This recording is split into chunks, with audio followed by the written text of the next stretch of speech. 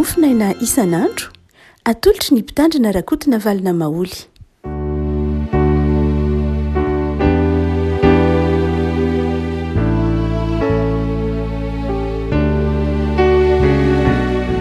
fananavatsika ravako malala tratra ty alatsinainy fa 12 ny volana febroary ity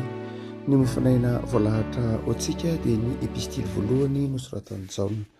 jaona voalohany toko fatelo jaona voalohany toko fatelo andiny favalo ambiny folo ka hatramin'andiny fahaefatra amby roapolo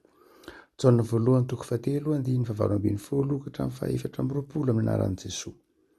Anaka aoka tsy ho tia amin'ny tenina amin'ny lela isika fa amin'ny asa sy amin'ny marina. Izany no ahafantarantsika fa avy amin'ny marina isika sy ny apatoka itsika ny fontsika ao anatrehany na amin'inona na amin'inona ao namelohan'ny fontsika tsika satria Andriamanitra dia lehibe noho ny fontsika ka mahalala ny zavatra rehetra. Ry malala, raha tsy manameloka antsika ny fontsika dia manana toky eo anatrehan'Andriamanitra isika. Ary na inona no angatahantsika dia raisitsika avy aminy satria mitandrina ny didiny sy manao izay kasitrana eo masony isika.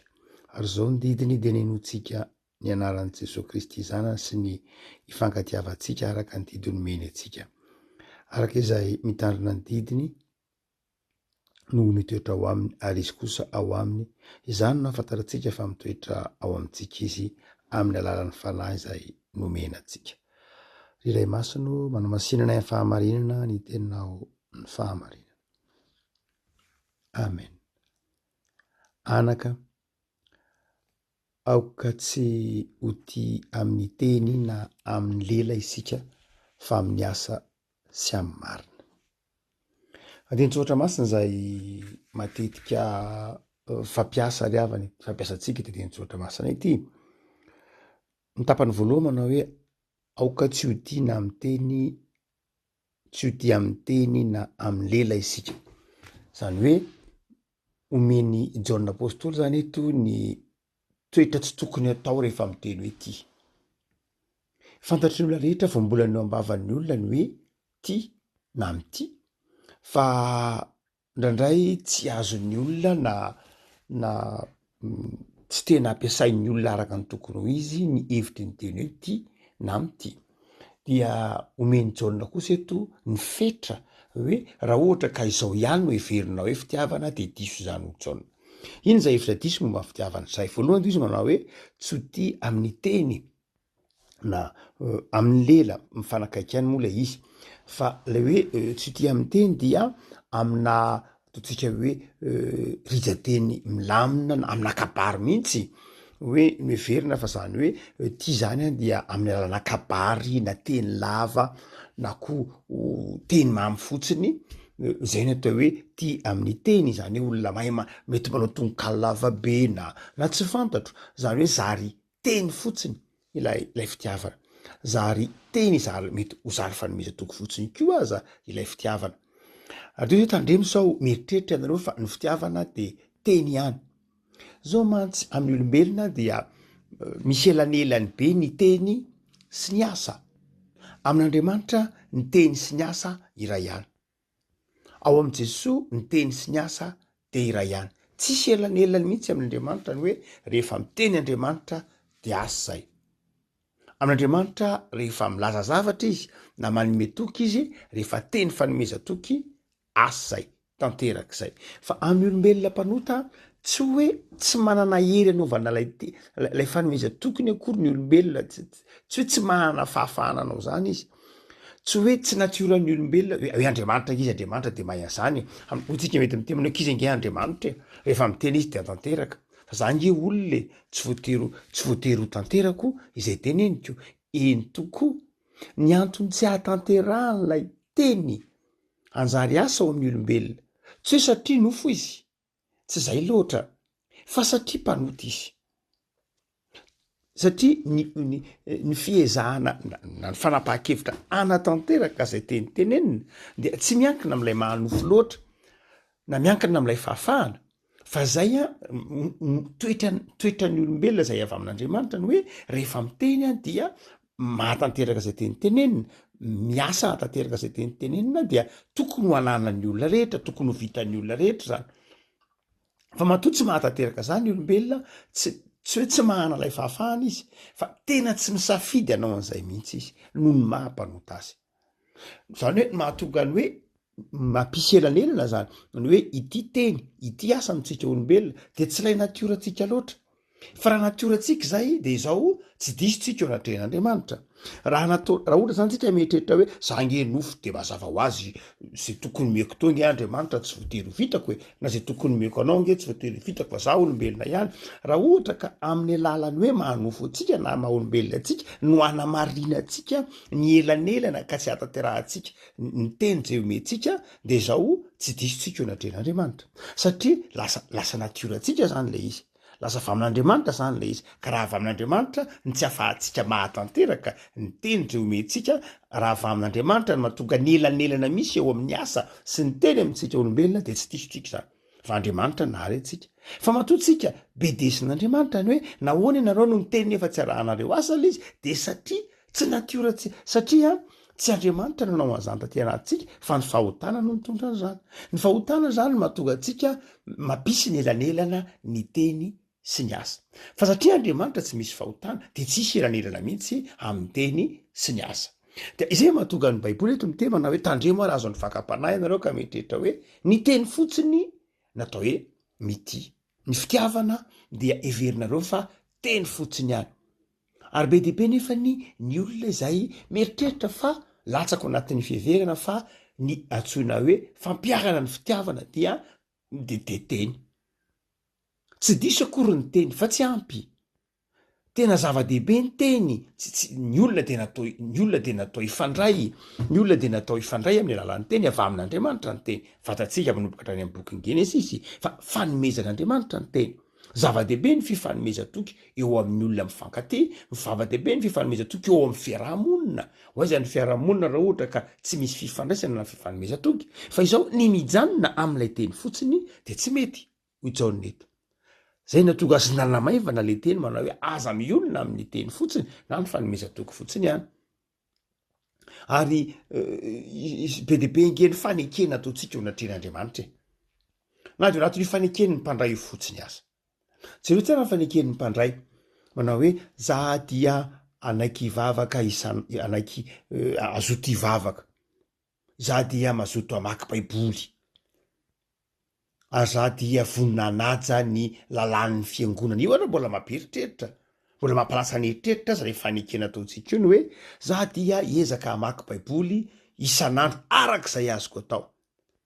dia asitsika n'lay hoe arak'izay azoko atao fa maninona moa no atao hoe arak'izay azoko atao raha tena fatatsika protestanta fa sola skriptora isika de tokony tsy misy arak'izay azoko atao mihitsy ao raha toa tena fantatritsika hoe fiainana ny tenin'Andriamanitra fiainana mamaky baiboly de tokony tsy isy mihitsy arak'izay azoko atao ao fa tokony hoe aza dia mamaky baiboly isan'andro de mety hiteny ndray manao hoe ka alizy ange zany ohatran'izao de mamitaka an'Andriamanitra nge zany tsika satria zao nge miteny hoe arak'izay azoko atao de amin'iny mba hoe tsy bedin'Andriamanitra afaka miteny amin'Andriamanitra hoe ka alizy nge Andriamanitra arak'izay azoko atao ny fanekeko taminao de verinao moa Andriamanitra fa ho azonao ambaka aina amin'ny zavatra ohatra zany de verinao moa tsy fantatr'Andriamanitra ny hoe ity ny araka azonao atao ary ity fa naninona mihitsy Andriamanitra fe tsy afantatra hoe ianao fa marary eo ampandrina komasa anatrindrany na io eny fa miasa de tsy afantatra ve Andriamanitra hoe eto kosa ianao tsy mamaky satria fantatro zany ary eto kosa ianao tena akamona tena fanamaivanana tena tsy firaharahiana mihitsy de Andriamanitra fe dia everinao tsy ahafantatra ny dikany hoe arak'izay azoko atao ka na ataonao na tsy ataonao io de zao fantatr'Andriamanitra foana no zany dia tsy tokony napetraka atao mihitsy io arak'izay azoko atao raha ny tena marina ary maharara azy de zao rehefa ohatra ka anao an'le hoe ankato anaja ny lalàna sy ny fitsipiky ny fiangonana de zao tsy misy arak'izay azoko atao mahagaga ny hoe iza dia manaiky anaraka ny fitsipiky ny fiangonana ny fifampitondrana amin'ny fiangonana ny hevitra tapaky ny fiangonana tsy misy eo arak'izay azoko atao fa rehefa hoe anaraka ny didin'Andriamanitra rehefa miteny hoe hamaky baiboly isan'andro ivavaka dia arak'izay azoko atao de tena fanamavainana mihitsy ny fifandraisana amin'Andriamanitra mitaha amin'ny fifandraisana amin'ny samy olombelona iny somo fa tsy mijery an'izany Andriamanitra misaotra ny tompo isika fa ny herin'Andriamanitra tanterahanao fahalemetsika fa izao tokony heritreritra fotsiny itsika kristianina ny hoe am'izay arak'izay azo atao koa raha ve de mba vita vita koa viarak'izay azo atao hotsika manao hoe betsaka ny fanomeza toka ataontsika eo anatren'andriamanitra ataontsika koa aza am'izay mety mpiarabelona amitsika fa izao everitsika fa vita ny teniny zavatra rehetra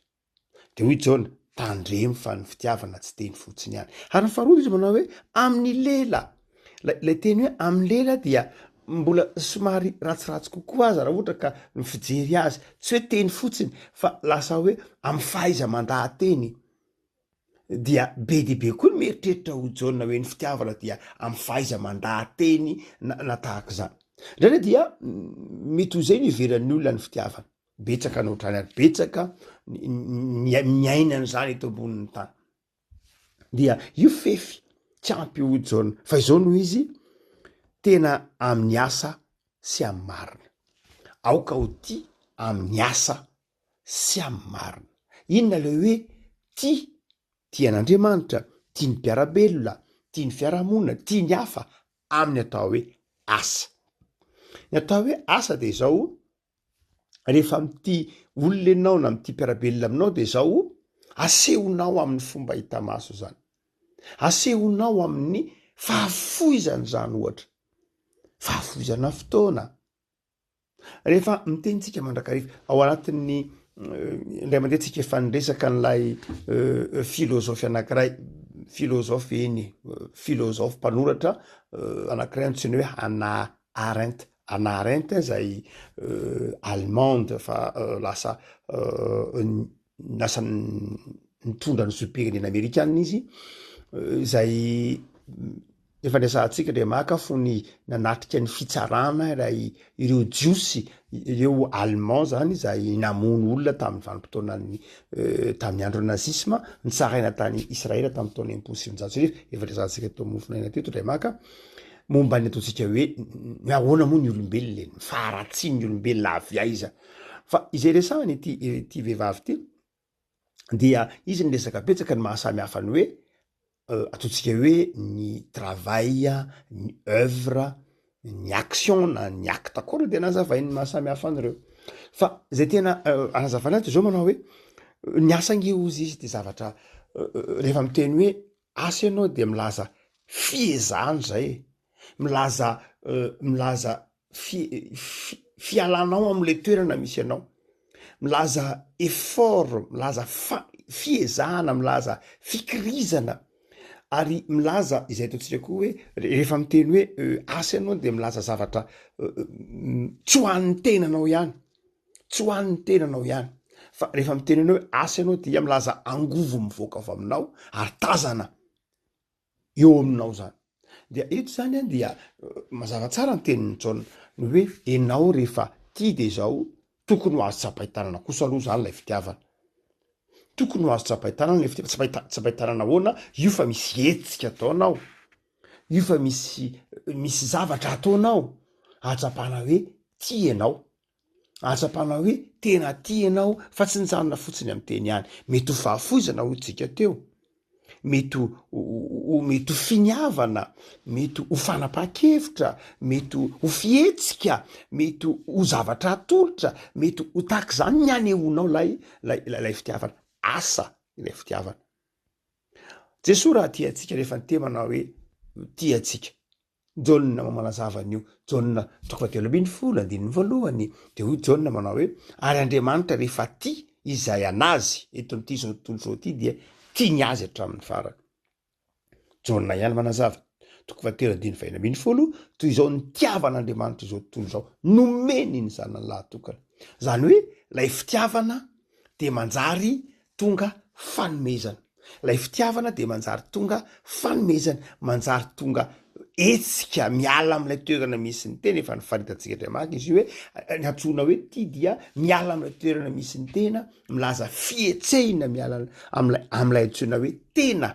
ka mandeha mifindra eo am'lay antsoina hoe hafa rehefa koa malala ambety tenin'ny olona eto ambonin'ny tany ny teny hoe fitiavana betsaka reo literatiora namakivaky ny taonjato maro miresaka momba ny antsoina hoe fitiavana fa izao ny olana de izao tsy ampy ny literatiora momba ny asa tsy ampy ny literatiora momba ny hoe rehefa tia tanindrazana ianao de misy asa tokony ataonao an'ny tanindrazanao, moa ve tena tsapanao, moa ve tena tsapan'ny manodidina anao. Mahazava-dehibe ny hoe fitiavanao azy, fitiavanao ny mpiarabelona aminao. Hoy zao neto manao hoe rehefa tia de zao mba asehoe amin'ny asa kosa le izy. Rehefa tia an'Andriamanitra ianao de asehoe amin'ny asan'Andriamanitra. Tsapa ve ao anatin'ny fiangonanao hoe io misy olona tia an'Andriamanitra amin'ny alalan'ny asa. Tsapa ve ao anatin'ny fiainam-piarahamoninao, anatin'ny fiainam-pianakavianao, anatin'ny tanindrazanao, tsapa ve hoe tena tia amin'ny asa isika. Fa ny faharoa jaona de zao koa, aoka ho tia amin'ny tena izy tena. Rehefa miteny hoe marina eo, de tsy le marina mifanohitra am'disy loatra, fa lay tena izy. Zany hoe fitiavana tena izy. Fa ngamba misy fitiavana tsy tena izy, misy tokoa ny fitiavana tsy tena izy. Misy ny fitiavana tsy tena izy, be dehibe ny fitiavana ankositra. Hitantsika amin'izao ohatra masina zany tantaran'ireo tantaram-pifankatiavana maro samihafa ao anivon'ny fiarahamonina amin'ny sehatra maro samihafa, de tana hoe fitiavana tsy tena izy. Dia eto ary de fitaomana antsika ry havako malala aneo amin'ny fomba hita maso tahaka ny nataon'i Jesosy ny fitiavana sy ny fifankatiavana. Voambolana fanalahidy eo amin'ny Jaona mantsy ny teny hoe fitiavana sy fifankatiavana. Amin'ity apôstôly ity zay apôstôly ny fitiavana moa nilazana azy, ny antony de satria mamerimberina ny teny fitiavana izy. Fa amin'ity apôstôly ity de zao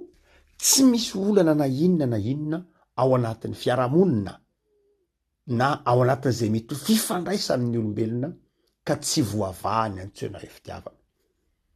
Aminy de zao mahatonga tranga ny olana de zao tsisy fitiavana, tsy ampy ny fitiavana. Lay nofo no manjaka. Na mety misy le fitiavana fa lay fitiavana mijalona ho teny, na lay fitiavana mijalona ho kabary, discours. Ny filazan'ny dikan-teny sasany. Fa raha tena mipetraka tsara le fitiavana ho tsara, tokony tsy mipetraka ny olona. Tsy mipetraka mihitsy ny olana amin'ny fifandraisana rehefa eo lay fitiavana. Dia Andriamanitra ny havako malala raha ny tia antsika, de Andriamanitra tsy mba nametraka olana tao amin'ny fiainantsika, fa Andriamanitra dia nametraka vahaolana mandrakariva. Fa satria itsika tsy ampy fitiavana, de ny mahamaky antsika ny mametraka olana. Fa Andriamanitra tsy zay. Amin'Andriamanitra de zao tsy mpametraka olana eo amintsika Andriamanitra, tsy mpanipy olana eo amintsika Andriamanitra. Fa Andriamanitra dia fifaliana sy fanantenana. Fa matoa mpametraka olana isika de zao satria tsika tsy ampy fitiavana. De ny fakahalana sy ny fialonana mahatonga ny olana maro isan-karazany. Manazava n'io Jakoba manao hoe zao ange mifanditra ange nareo e, ny fifandiranareo, ny fifankalanareo, ny fifampialonanareo, ny fifampijerenareo, ny nofonareo, ny fisainanareo. De zao zay mahatonga ny olana io, olana volen'ilay fahotana io, olana volen'ilay fahotana io. Ary zay mahatonga ny olam-piarahamonina io voavahan'ny azo fijalian'i Jesosy. Satria olana zay ataontsika hoe nentin'ny fahotana, olana nentin'ny nofo, olana nentin'ny fiarahamonina dia azo rehefa eo amin'ny azo fijalian'i Kristy isika de mivaha olana io. Satria olana vokatry ny fahotana. Rehefa maty le fahotana amin'ny azo fijaliana de maty le olana. Fa tsy maty le fahotana de tsy maty le olana, fa misy olana be dehibe mitranga eto ambonin'ny tany. Misy mitemany ka misy ange pastera olana tsy voavaha mihitsy. Tsy voavaha le olana satria samy tsy manaiky hitondra le olana amin'ny azo fijalian'i Kristy isika. Tsy voavaha le olana satria samy manamarina ny tenantsika isika. Tsy voavaha le olana satria samy hevitra isika fa ny tsika ny marina.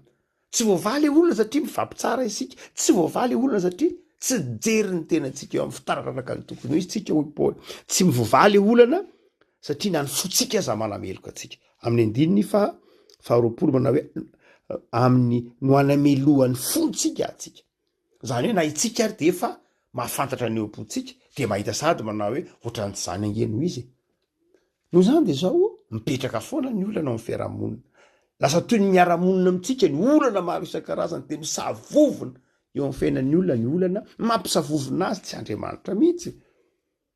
Efa nomen'Andriamanitra antsika ny vahaolana. Dio tenenin'ny Jaona io, raha mifankatia isika nge, raha ohatra ka tena mipetraka nge le hoe fitiavana amin'ny asa, fitiavana marina de izao fa raha fa kely ny 7 taon'olona mpiaramonina tsisy